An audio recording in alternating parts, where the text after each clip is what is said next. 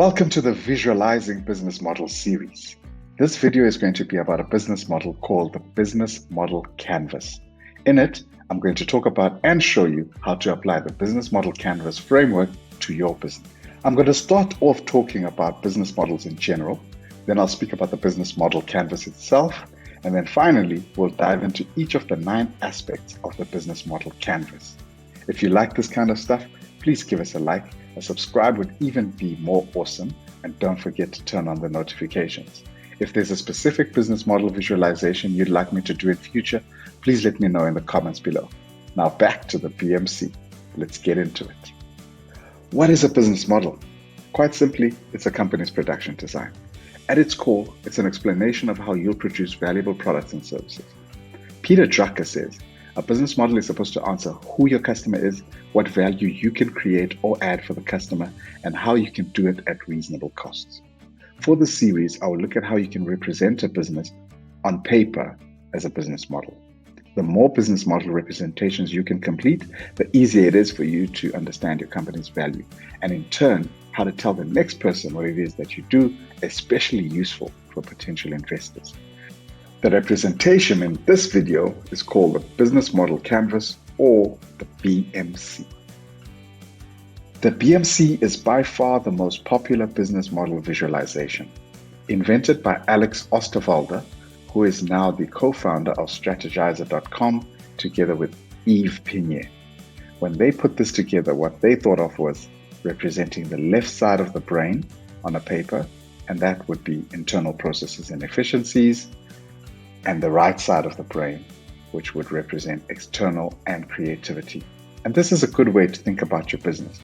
Always think about it in duality. And if you're doing an MBA, duality is always a great way to bring concepts to life. Internal versus external, revenue versus costs, creativity versus efficiency. The purpose of the Business Model Canvas is to articulate a company's value proposition comprehensively. So imagine a big rectangle split into a number of regions. These regions are going to be 9 at the end. First, split it horizontally about 2/3 down, and then secondly, split it into 2 sides right down the middle. This gives us the left bottom triangle and a right bottom triangle that will remain untouched from here on in. The third is the tricky part to describe. Insert a rectangle in the center that kind of straddles both of those top quadrants, and that brings in that 9th piece later on. This is the center of the BMC, and as such is going to be for the value proposition. To the left of this triangle, it'll look exactly the same as to the right. The remaining top left quadrant will be split into 3 parts, the far left almost being a mirror of this value proposition one that we did in the middle, and the one in between, that last rectangle, will be converted into a top square and a bottom square.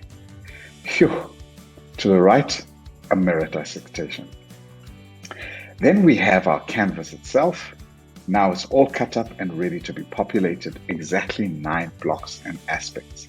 Remember, I asked you to always think in duality, so let's fill in our BMC with that construct in mind. The goal in doing this is to elaborate as much as possible our value proposition in a single model or picture. We'll start and end with the bottom quadrants. The left side will be efficiency driven, so it will be labeled costs or cost structure.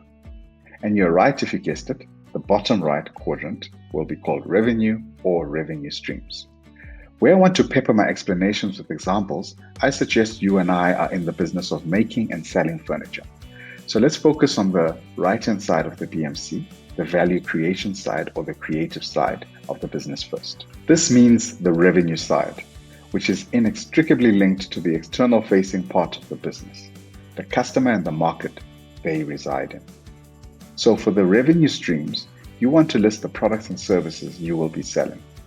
If you've watched my class on chat, this is what you listed under the outcome aspect of the chat framework.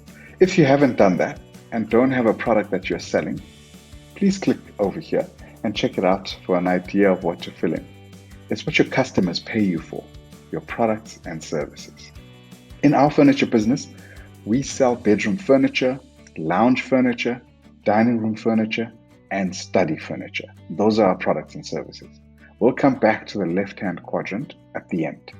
I'd like us to complete the right-hand side completely first. The next logical place is to go to the top far right rectangle and label this one customers or customer segments.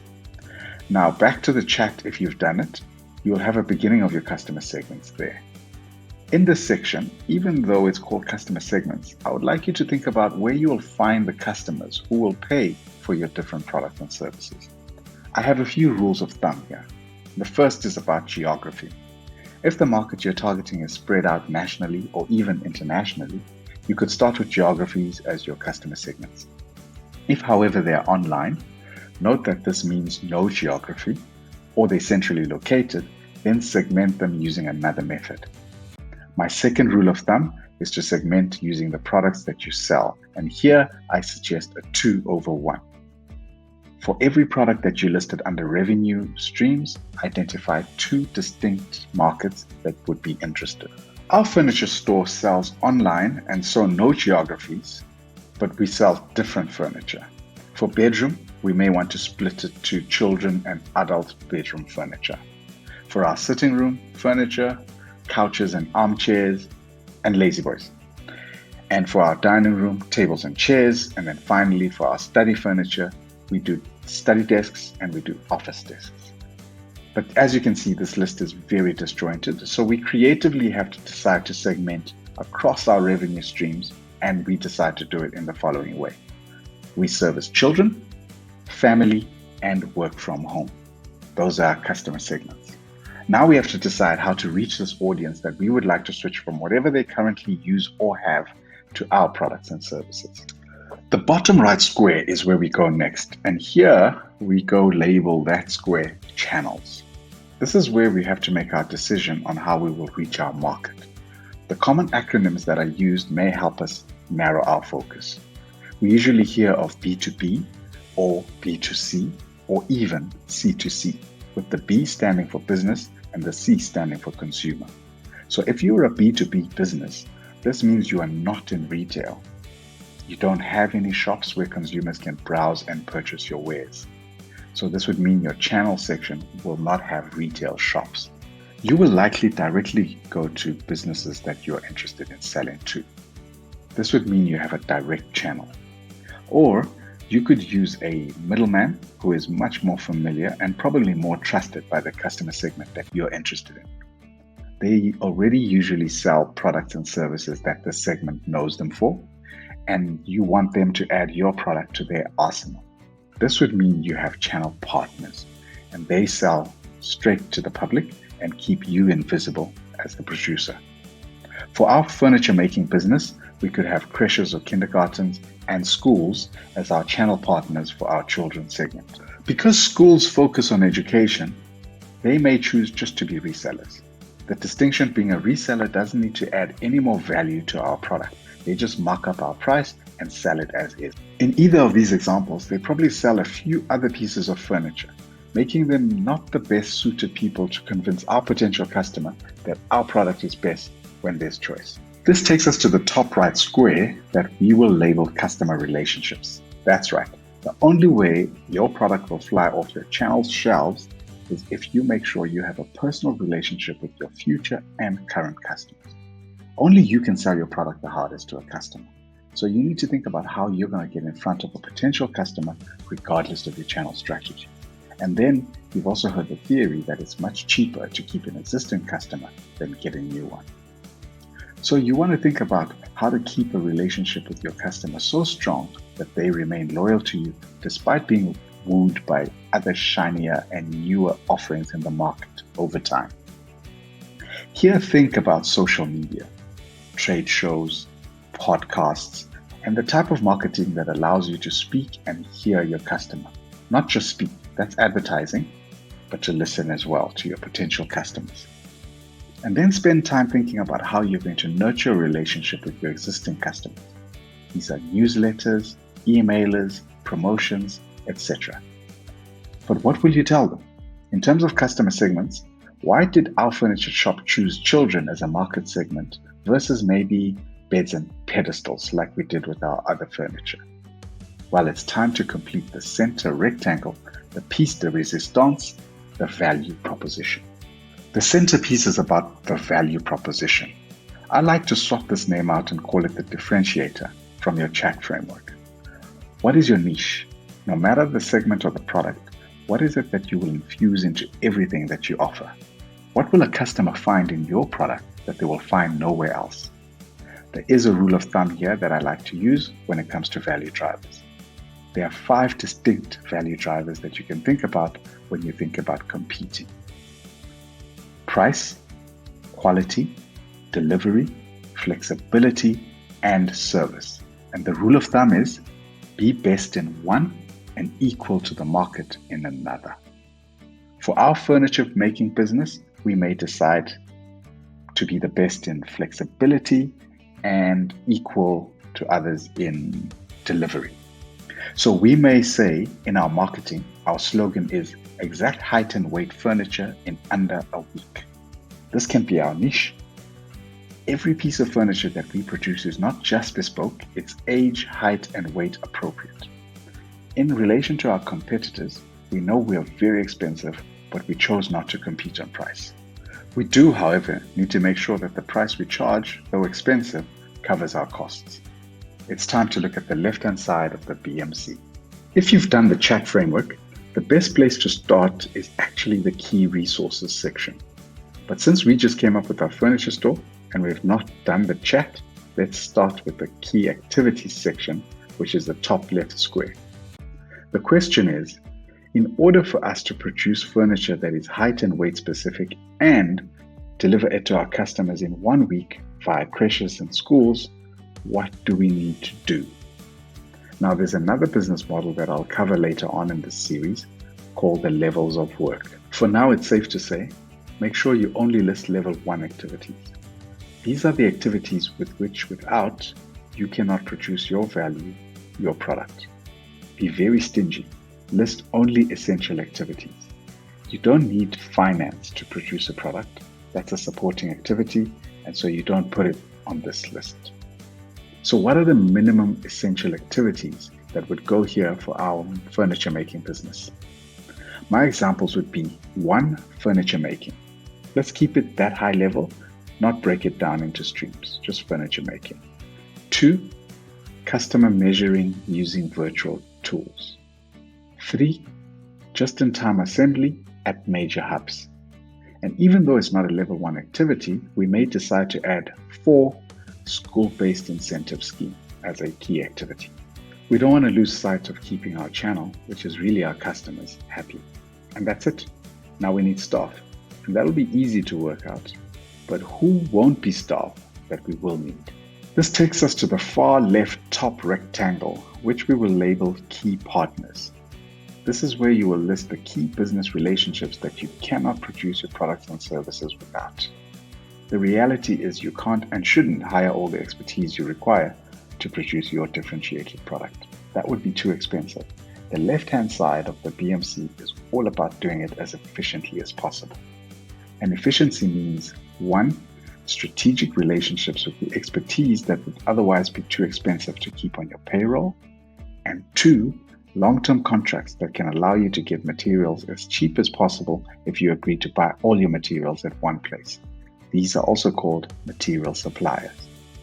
For our furniture making business, we'll get into a deal with and so list number 1, Woodco, so that we can get any quality wood at less than wholesale prices. 2, Virtual Miko is another company that creates the most amazing software that runs on any phone and has been keeping people's measurements for years. It even projects what they will look like up to 5 years from now. And then 3, Districo is a business with storage facilities and distribution centers in over 70 countries. We get into a deal with them where they'll only charge us when the customer buys the furniture, but we give up 30% to our company instead of them charging us monthly storage fees. With these main partnerships listed and in place, we now have to do the rest of the work. And for that, we need land, machinery, and other assets. This is what goes under our key resources, the left bottom square: land, machinery, and any assets that we need to buy using CapEx or capital expenditure. This includes any patents we have developed or licensed and any licenses that we have bought. These are usually exclusive rights licenses that are based on geography. For our furniture making business, we list 1. Standard furniture making tools, 2. The warehouse that we'll make our furniture in, and 3. Fancy 3D printers that are completely compatible with the virtual Miko. 4. IoT sensors for our consignment stock we have sitting in the distribution centers. And at this point, with all of this filled in, we can now finally go back to filling out the bottom left quadrant, the cost structure. At this point, we now have a fair idea of the assets we need to buy and how much they will cost. We also know the key activities that will be taking place and how much they will cost us. And finally, we know the key partnerships we have to sign and how much they will cost. And even though we didn't list them, we should have a fair idea of what the staff costs will be for us. And finally, marketing and back office costs can be estimated and calculated using all the stuff that we put in under the channel, customer relationships, and customer segments that we need to maintain. Same thing here, we didn't list them, but fear not, there's a plan. Let's fill out our cost structure. The first rule of thumb here, clearly separate your CapEx needs and your OpEx needs. CapEx is the money that you need for key resources only. Doing a quick cross-check on the items under your planned CapEx spend. If it's missing, list that item under your key resources now. OpEx is your running costs money, and these are the items that go under your OpEx. Number 1, your key activities, which you have in the left top square. Number 2 is your staff. You didn't list them, but this is our plan, to just list the running staff costs here. Number 3, marketing. Like I said, though not listed, customer relationships and channel give you a fair idea of how to cost for marketing. And then number 4, rent. Also not listed, but this is a good one to put here because you've already talked, well, we have in our business, about a warehouse space. And number 5, back office. And this is a catch-all for the things that we'll purchase or rent for our office, like computers, software, maybe even a leased car. The reason I recommend that you don't list number 2 to number 5 in any of the other sections is these are fairly standard costs for any business, and investors don't need insight as to how you will be managing them. They just need to know if the costs associated to these items are reasonable. Finally, my second rule of thumb is that I like to show these costs in 2 ways. 1 per annum / monthly, and 2 as a total towards break-even. Break-even is the point where you've generated enough profit to cover your initial CapEx investment plus the running costs up until this magical point. And there you have it, a completed business model canvas. If you enjoyed the video, please don't forget to click the like button. Have you heard about a business model canvas before? And if you have, are there parts that I've covered that you hadn't maybe considered? Let me know in the comments below. I'd love to engage with you. That's it for this part of the Visualizing Business Model series. Don't forget to click the subscribe button to get notified when I upload more business models.